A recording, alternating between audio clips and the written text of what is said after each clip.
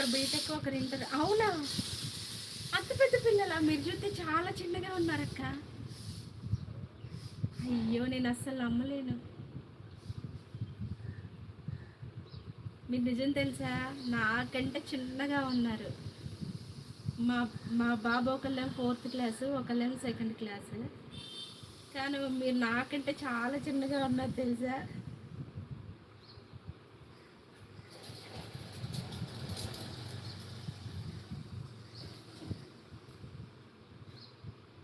అబ్బ లేదక్క. కావాలంటే నిజంగా నిజంగా అక్క, అసలు బీటెక్, ఇంటర్ చదివే పిల్లలు ఉన్నారంటే నేను అస్సలు నమ్మలేకపోతున్నాను. తేజ గారు